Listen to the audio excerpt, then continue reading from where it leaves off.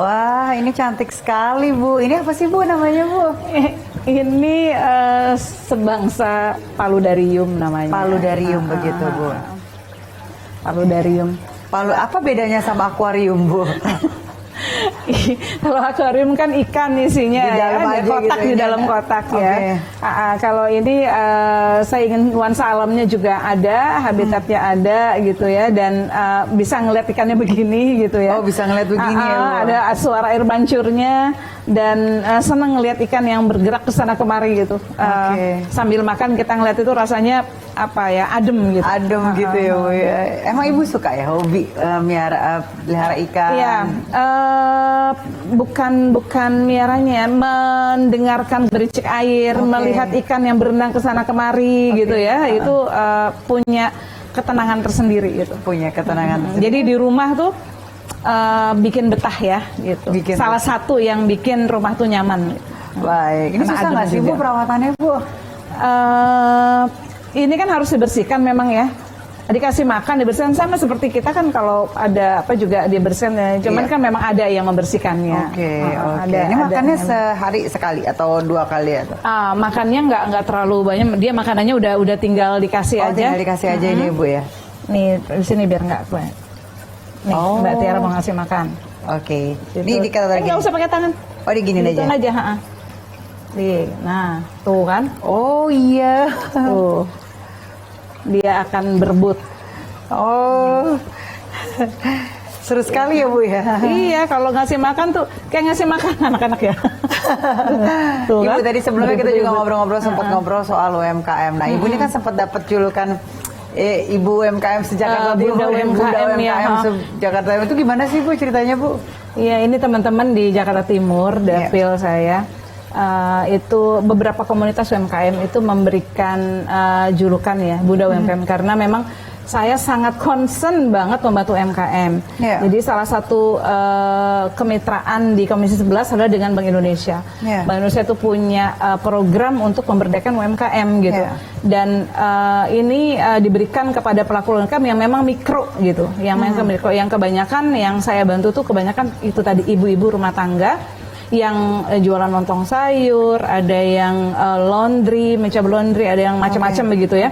Dan alhamdulillah untuk Jakarta Timur itu lebih dari 1.000 unit UMKM yang sudah saya bantu melalui program kemitraan. Jadi berdasarkan itu mungkin ya mereka kemudian menjuluki saya Ibunda UMKM. Gitu. Baik. Bunda UMKM. Itu apa aja sih, Bu, yang diberikan pelatihan atau modal kerja atau seperti apa? Pameran-pameran atau gimana? Program advokasi ini ya, UMKM itu peralatan usaha.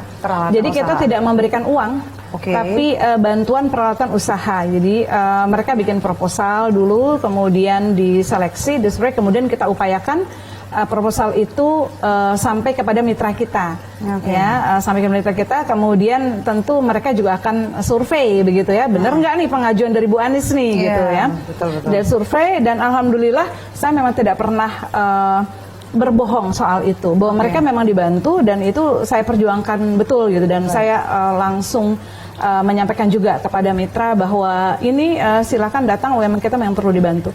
Dan alhamdulillah mereka dapat bantuan, dan bantuannya itu memang luar biasa membantu gitu ya. Jadi bukan asal atau sekedar uang, tapi contohnya kalau yang usaha kuliner, kompor, panci, wajan, blender, chopper itu dapat, sampai mereka benar-benar dapat, bahkan yang begitu mungkin ya, Bu, ya? Etalasenya pun dapat. Etalasenya begitu, Bu. Kulkas kadang-kadang gitu. Jadi tergantung yang mereka butuhkan apa, sesuai pengajuan.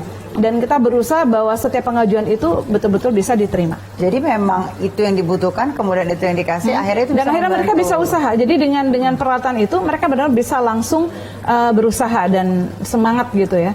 Dan Jakarta Timur ini relatif banyak sekali pelaku UMKM. Jadi kita juga kerjasama dengan Jackpreneur ya, programnya Pemda DKI Jakarta. tentang e-katalog ya, supaya pemasarannya bisa dibantu juga gitu. Jadi mulai dari peralatan usaha, pendampingan, dan kita juga kerjasama untuk sertifikasi halal untuk usaha kuliner. Kemudian juga e-katalog untuk pemasarannya gitu. Jadi apa yang bisa kita lakukan kalau ngebantu tuh jangan tanggung-tanggung gitu loh. Harus semuanya begitu ya. Itu yang saya upayakan. 2022 ini rencananya ada event atau pameran apa yang kemudian berhubungan dengan UMKM ke depannya, Bu? Kalau bazar-bazar sering ya kita adakan gitu. Karena Jakarta Timur tuh kan ada 10 kecamatan.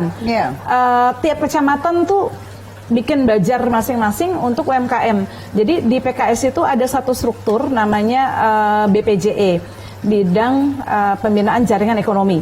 Dan ini salah satu concernnya adalah UMKM. Ya, di samping ada Pokdakan ya, kelompok pemberdayaan ikan ya, kemudian Poktan, kelompok tani kan.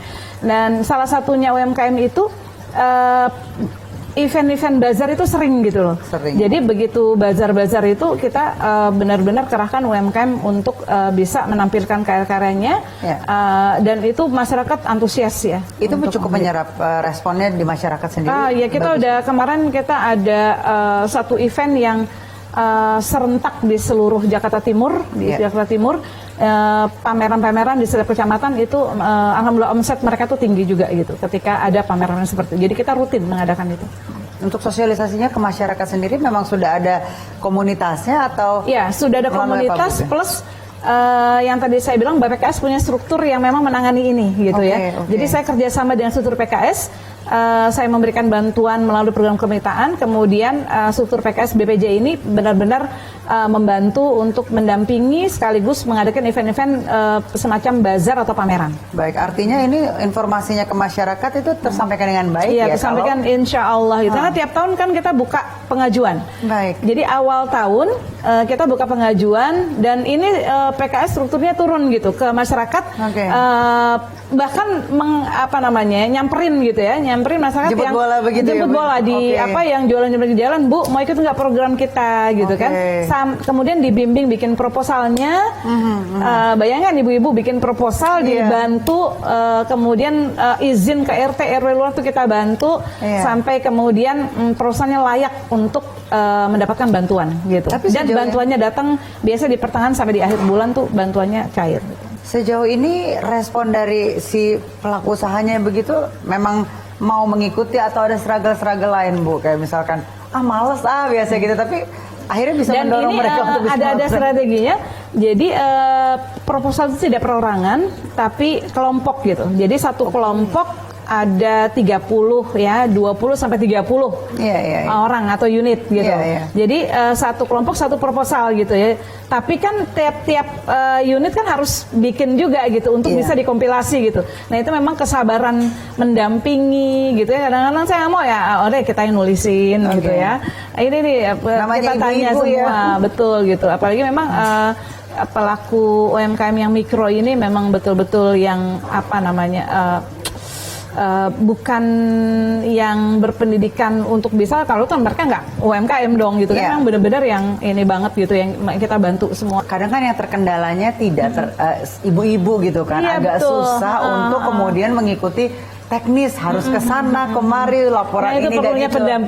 Itu perlunya pendampingan. Makanya mengakses program ini kemudian memberikan masyarakat, tapi bahagianya ketika mereka mendapatkan bantuan ya, memang ada proposal salah, benerin lagi proposal, benerin lagi, itu memang ada gitu. Dan ibu-ibu ini kan memang punya semangat dan memang tulus begitu ya. Kita juga senang membantunya. Membantu. Capek diri terus kita duduk di situ. Oke, Ibu.